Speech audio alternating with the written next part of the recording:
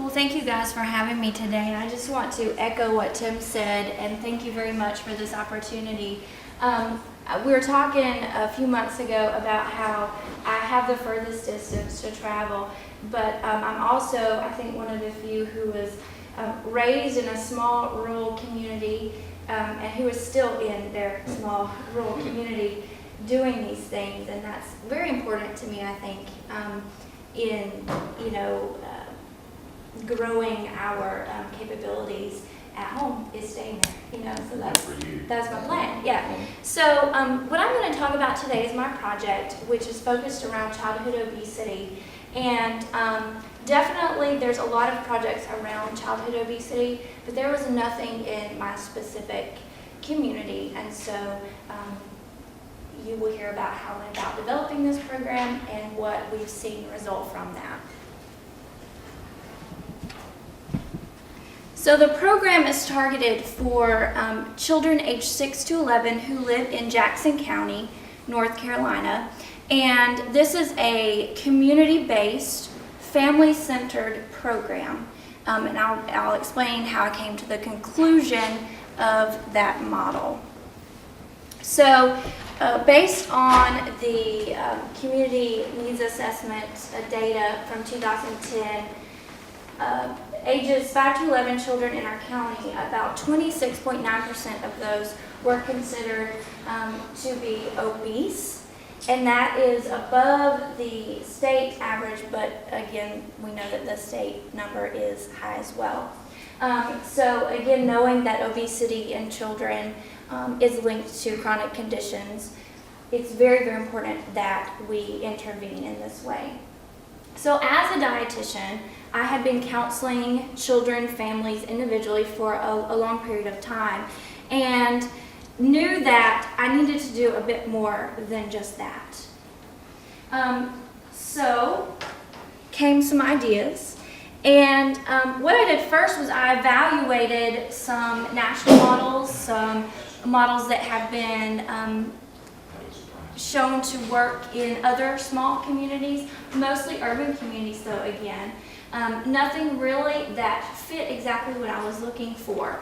Some that you guys might have heard about that I researched were Energize, which is out of Wake Med. Energize had really great statistical results, more intensive though. They collect lab data. It's a lot of individual sessions as far as children without their parents involved, as well as the exercise component of Energize is very structured. So it's not like a fun activity for kids, and we know that research tells us that we want to just make it fun for kids. I also looked at a program that was developed out of Wake Forest University called Healthy, Fit, and Strong. And this program was you guys have heard of that. This program was a low-cost program, which again was very important to me. And they utilized the Eat Smart, Move More curriculum, which we know is a good one, for their education component, but they did not have an education curriculum. And so I took part of the Healthy, Fit, and Strong, which essentially is the Eat Smart, Move More, and paired it with a curriculum that we developed through our pilot program for physical activity. So I learned a lot through the process. Number one was stakeholder buy-in. So it's who in my community is going to support this program, who is going to refer children to this program, and make it sustainable and something that will benefit our community as a whole. Finding the funding to develop the curriculum and as far as materials for the program was something that we looked into as well. Follow-up sessions with our stakeholders, the referral process, so on and so forth. Also, what's unique about this is I was receiving my master's degree throughout this time, and so we had our things to go through, which we know is not an easy task or quick process. And so that was also part of this as well. So as far as the referral process goes, we had the unique opportunity of our healthcare system owns a pediatric practice. And so I've, throughout this time, developed a pretty tight-knit relationship with this practice. And so we utilized them mostly for our referrals. We did no marketing. We did no marketing plan because of the nature of this type of program.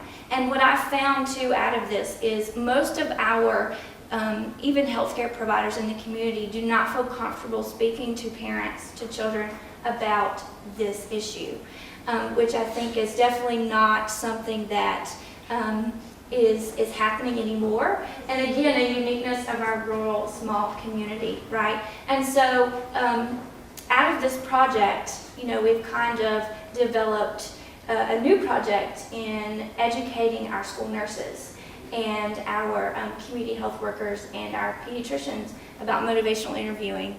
I'm going to need to get Peter in for that.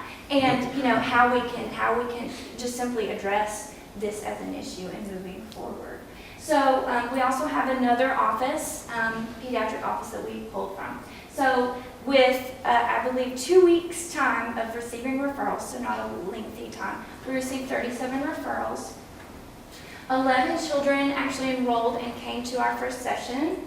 9 attended at least one of the sessions, and then 3 completed the Black Dog program for our data collection purposes. Now keep in mind that this program is a 12-week program. Throughout the summer, twice a week, Tuesdays and Thursdays from 6 to 7:30 p.m. So it was a very large time commitment for these families.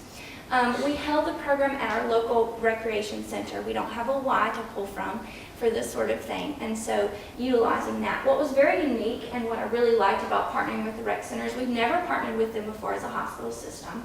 So we had a joint use agreement in place, which is really nice. And also, they provided our families with a free membership to their recreation center. And they extended the membership if they completed the program. So that was really unique. Again, talking about the program, and I have the curriculum with me if you guys would like to see it. But again, we utilize mostly the NC program for that. We did an initial assessment and a post-assessment, of course, at the beginning and the end to collect data. We did a survey where I had the parents and children do that together, health behaviors, that sort of thing. It was a 12-question assessment. We took height, weight, BMI, and then also did a follow-up parental survey about program structure. So out of that, we had some positive trends. Of course, the data was not statistically significant, but we found that BMIs decreased, eating means decreased, meaning that the children were eating smaller portions. Sugar sweet beverage intake decreased, fruit and vegetables increased, and choices of low-fat milk and water intake also increased. So we saw some results that we expected to see with this program, I think.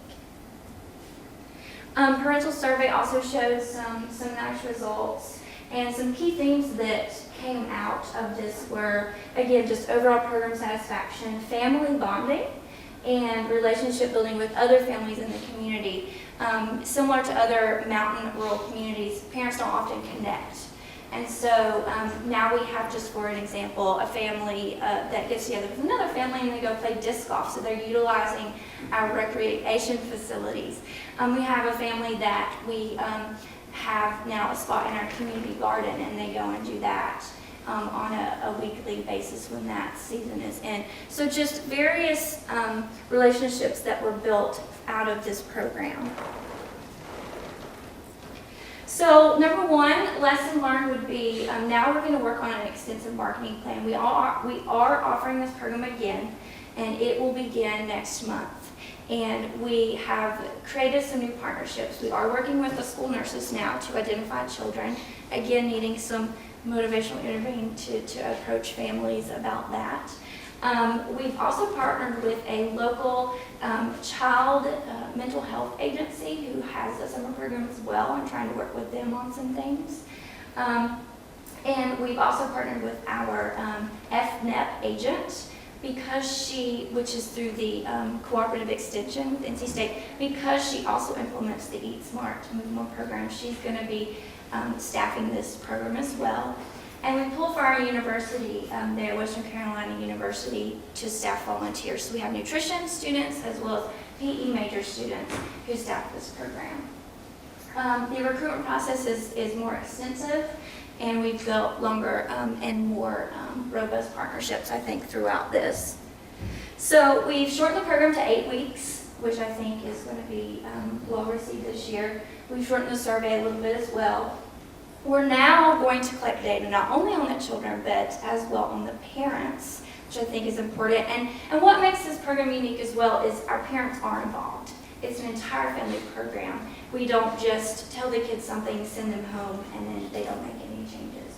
So we're going to take the parents who's way deeper. And then through WNC Healthy Kids, which is out of WNC Health Net, which is sort of a moving target right now, but we've developed an obesity screening tool that we are going to be implementing in our practices there in Jackson County that in the past, we've only taken referrals, a month prior to the program starting. Now they're going to be able to identify children as they come throughout the year at their annual visits, and that will come directly to me, and we'll just kind of hold those until the program starts in the summer, as well as I mentioned some other referral sources. It's yes. You all know that John Grader and I started Western North Carolina Healthy Kids about 6 or 7 years ago. It's an amazing, amazing resource. They're my project mentor, and I think that without them and their connections and what they're doing, their work that they're doing, we couldn't have these other types of projects ongoing, definitely. So it is the hope that this program can be expanded to other rural communities within our western region, and we are actually hoping to implement it in two neighboring communities, Swain County and Haywood County, which is actually a bit larger, Haywood County is. But we shared this information with Western Carolina University, where it did win the research award. But we don't have a lot of people in our area that's like doing this boots on the ground stuff, so I think that might be why. Our West Care Foundation Board, which is our hospital board, they actually funded this project. The Western Region Public Health Nurses Association, the Jackson County Medical Society, and the Haywood Regional Health and Fitness Center, and hopefully can be shared and can learn from with other agencies. So